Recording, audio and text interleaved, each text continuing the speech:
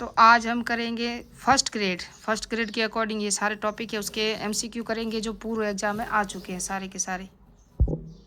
तो हमारा जो फर्स्ट ग्रेड है ना, उसकी जो यूनिट है ये भारतीय राज्य व्यवस्था, जिसकी फर्स्ट यूनिट है भारतीय संविधान की प्रमुख विशेषता है। उसके जो पूर्व एग्जाम में आए हुए प्रश्न है ना, वो कराऊंगी मैं आपको। तो ये देखोगे आप, ये संस्कृत विभाग में जो हुआ था ना फर्स्ट ग्रेड का एग्जाम, वहाँ से प्रश्न आया था। ये आया था 2022 में आया था। और यहाँ से हम अगर देखेंगे तो ये आया था 2022 में आया था ये भी। और उसके आगे हम एक और एमसीक्यू देखेंगे। तो इस तरह से मैं 10 एमसीक्यू, ये भी 2022 में। सिर्फ पॉलिटी की जो एग्जाम में वन लाइनर है, जो पॉलिटी और भारतीय संविधान की प्रमुख विशेषता है, इसी यूनिट से जितने प्रश्न आए ना फर्स्ट ग्रेड की जीके पेपर में, तो वो करवाने जा रही हूँ। सिर्फ 10 एमसीक्यू होंगे, क्योंकि आपको पता हो तो पहले हम सेकंड ग्रेड का भी पढ़ रहे थे, लेकिन क्या है कि सेकंड ग्रेड का एग्ज़ाम है ना वो सितंबर में लास्ट में, इसलिए पहले फर्स्ट ग्रेड का एग्ज़ाम है। तो फर्स्ट ग्रेड जीके की, चाहे भूगोल हो, पॉलिटी हो, यानी कि हिस्ट्री हो, जितने पर्सन पूर्व एग्जाम में आए हैं ना वो सारे करवाने की कोशिश करूँगी। तो ये 2024 में आया था, संस्कृत विभाग का था ना एग्जाम में। वो सर्वोच्च न्यायालय ने निम्न में से किस निर्णय में कहा कि प्रस्तावना संविधान का भाग नहीं है? तो किसके अंदर कहा था? बेरुवारी मामला में कहा था। बेरुवारी मामला क्या है? तो बेरुवारी यूनियनवाद है ना 1960 में, प्रस्तावना संविधान का भाग नहीं है, किंतु वह संविधान निर्माताओं के विचारों को जानने की कुंजी है, इस वाद ने कहा था। जबकि सज्जन सिंह बनाम राजस्थान राज्य 1965 में, प्रस्तावना विधिक निर्माताओं के मस्तिष्क की कुंजी है, इसे किसी भी रीति से संविधान का औपचारिक भाग नहीं कहा जा सकता। तो सज्जन सिंह ने भी कहा, बेरुवार ने भी कहा। गोलकनाथ बनाम पंजाब राज्य 1967 में आया। उसके बाद तो प्रस्तावना अनुच्छेद 368 के अंतर्गत दिए गए संशोधन की शक्ति पर किसी प्रकार का नियंत्रण विवादित सीमाएं आरोपित नहीं कर सकती, ये गोलकनाथ ने कहा था। यह आया था 2022 में फर्स्ट ग्रेड में। किस मामले में सर्वोच्च न्यायालय ने प्रस्तावना संविधान की मूल संरचना के रूप में घोषित किया? तो ये कौन सा था? तो ये हम आप देखेंगे एग्जाम में जो प्रश्न आया था। आंसर इसका राइट है, केशवानंद भारती बनाम केरल में कहा था कि सर्वोच्च न्यायालय ने प्रस्तावना संविधान की मूल संरचना के रूप में घोषित किया था। किसने? केशवानंद भारती ने। केशवानंद भारती बनाम केरल राज्य 1973 में, प्रस्तावना संविधान के महत्वपूर्ण भाग है, इन्होंने भाग माना था। जबकि बेरुवाड़ी और सज्जन सिंह ने नहीं माना था, इसका भाग, संविधान का भाग प्रस्तावना को नहीं माना था। बेरुवाड़ी कब आया? 1960 में। सज्जन सिंह बनाम राजस्थान राज्य 1965 में। और प्रस्तावना में संशोधन किया जा सकता है, ये केशवानंद भारती ने कहा था, किंतु संविधान संशोधन इस प्रकार किया जा सकता है जिसमें संविधान के मूल ढांचे में प्रतिकूल प्रभाव न पड़े। जिस तरह हम देखते हैं ना, संविधान के अनुच्छेद तो वही थे जो पहले हैं, लेकिन कहीं कहीं देखो आपने देखा 39 ए जोड़ा गया, कहीं 43 ए जोड़ा गया, कहीं 43 बी जोड़ा गया, इस तरह से जोड़े गए ना। तो हम संविधान में देखते हैं तो ये बाद में जोड़े गए, लेकिन मूल संविधान को आप चेंज नहीं कर सकते, उसके बीच में जोड़ा जा सकता है, ये कहा था केशवानंद भारती बनाम केरल 1973 के बाद में। और प्रस्तावना भारत के संविधान का मूल ढांचा है। और ये भी इन्होंने भी ये भी कहा था, संविधान के अनुच्छेद 5 के तहत भारत के प्रत्येक व्यक्ति को नागरिकता देने संबंध में कौन सा कथन सही है? तो ये है 2022 में आया था ये भी। इसका आंसर हम देखेंगे पूरा का पूरा, तो इसमें ए और इसमें प्रत्येक व्यक्ति का अर्थ है जो भारत के क्षेत्र में पैदा हुआ हो, जिनके माता पिता में कोई भी भारत के राज्य क्षेत्र में पैदा हुआ हो, और प्रत्येक व्यक्ति की अभिव्यक्ति में केवी यानी कि और सशस्त्र बलों के सदस्य शामिल हैं, जैसा कि भारत के संविधान के अन्य प्रावधानों द्वारा आवश्यक है। तो इसका ये सी नहीं होगा, ए और बी दोनों होगा। और सी देखो, प्रत्येक व्यक्ति की अभिव्यक्ति यानी कि बोलने की स्वतंत्रता है ना, हमारे 19 संविधान के अनुच्छेद 19 में 6 प्रकार की हमें संविधान में दी हुई है, स्वतंत्रता दी हुई है ना, जिसके अंदर हमको पता हो तो एक भाग हटा दिया गया था संपत्ति का, जबकि ये तीनों राइट है इसके अंदर, है ना।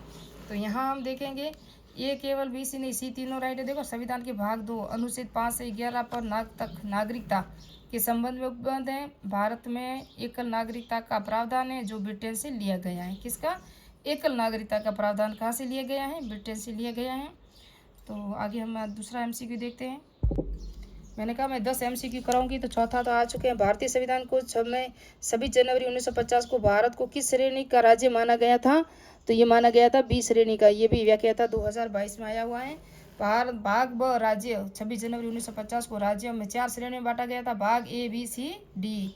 राजस्थान को बी में शामिल किया गया था। बी श्रेणी के वे राज्य थे जो आज़ादी के बाद छोटे छोटे रियासतों के एकीकरण से बने थे। इनमें से 9 राज्य थे। कौन से थे? 9 राज्य थे। तो भारतीय संविधान में जो था ना, राजस्थान को किस श्रेणी का माना था, तो राजस्थान को बी श्रेणी का माना था। भारतीय संविधान की उद्देशिका में किस और किन शब्दों का प्रयोग किया गया है, ये आया था 2013 में आया था फर्स्ट ग्रेड के। तो किसका किया गया था, लोग एवं नागरिक दोनों का। और उसके बाद उद्देशिका में हम भारत के लोग भारत को एक संपूर्ण प्रभुत्व संपन्न समाजवादी पंथ निरपेक्ष लोकतंत्रात्मक गणतंत्र गणराज्य बनाने के लिए और उसके समस्त नागरिकों को, इसलिए लोग और नागरिक दोनों का शब्दों का प्रयोग किया गया था। संविधान सभा की प्रारूप समिति का अध्यक्ष कौन था, ये तो हर एक को पता है, भीमराव अम्बेडकर। अभी इन्हीं की जन्म तिथि पर आपको पता हो तो पंच तीर्थ योजना चालू की गई है और 14 अप्रैल को इनका जन्मदिन था, अभी मैंने बताया था। ये करंट अफेयर की दृष्टि से प्रारूप समिति, भारतीय संविधान में प्रारूप समिति करने के लिए प्रारूप समिति पर विचार करने के लिए इनका गठन संविधान सभा की कार्य संचालन समिति की सिफारिश पर 29 अगस्त 1947 को संविधान सभा द्वारा किया गया। 7 सदस्यों का निर्विरोध निर्वाचन किया गया। 30 अगस्त 1947 को प्रारूप समिति की पहली बैठक में समिति के सदस्य भीमराव अम्बेडकर को प्रारूप समिति का निर्विरोध सभापति निर्वाचित किया गया। 7वां MCQ देखते हैं अभी। भारतीय संविधान के भाग 3 में किसने संविधान की अंतरशाला कहा है, ये व्याख्या था 2011 में आया था और जवाहरलाल नेहरू ने कहा था, ये अंतरशाला कहा था। तो अभी देखेंगे जवाहरलाल नेहरू ने मौलिक अधिकार भाग 3 अनुच्छेद 12 से 35 में संविधान की आत्मा कहा। वही अनुच्छेद 32 को संवैधानिक उपचारों का अधिकार को भीमराव अम्बेडकर ने संविधान का हृदय व आत्मा कहा है। ग्रेनविल ऑस्टिन ने भारतीय संविधान के मौलिक अधिकार और नीति निर्देशक तत्वों सिद्धांतों को संविधान की अंतरात्मा कहा है। किसने कहा था, ग्रेनविल ऑस्टिन ने। भारतीय संविधान के अनुच्छेद भाग और अनुसूचियों की संख्या कितनी है, तो ये भी 2013 में आया था और अनुच्छेद 395 और भाग है 22 और अनुसूची है 12, है ना। ये आप देख सकते हो पूरी, ये तो हम सब ने बयान आपको वीडियो पढ़ाया हुआ भी है। भारत का संविधान बहुत लंबा, बहुत कठोर, बहुत आगे है, ये किसने कहा था, भारत का संविधान है ना बहुत लंबा, बहुत कठोर, बहुत आगे है। ये संस्कृत विभाग में आया था 2022 में, तो ये कहा था आइवर जेनिक्स ने। आइवर जेनिक भारत का संविधान विश्व का सबसे विस्तृत और व्यापक संविधान है, किसने कहा था, आइवर जेनिक्स ने कहा था। लास्ट प्रश्न है ये, भारतीय संविधान के कुछ लोकतांत्रिक विशेषताएं हैं, तो ये भी संस्कृत विभाग के 2022 में आया था। कौन कौन सी हैं ये देख सकते हो। अनुच्छेद 75(3) मंत्रिपरिषद लोकसभा के प्रति सामूहिक रूप से उत्तरदायी है। अनुच्छेद 75(5) मंत्री बनने हेतु संसद के किसी एक सदन की सदस्यता अनिवार्य है। अनुच्छेद 328 वयस्क मताधिकार। अनुच्छेद 325 धर्म मूल वंश जाति लिंग के आधार पर निर्वाचन नामावली के लिए किसी भी व्यक्ति का अपात्र नहीं होना, यानी कि ये सभी डी 4 ऑप्शन है।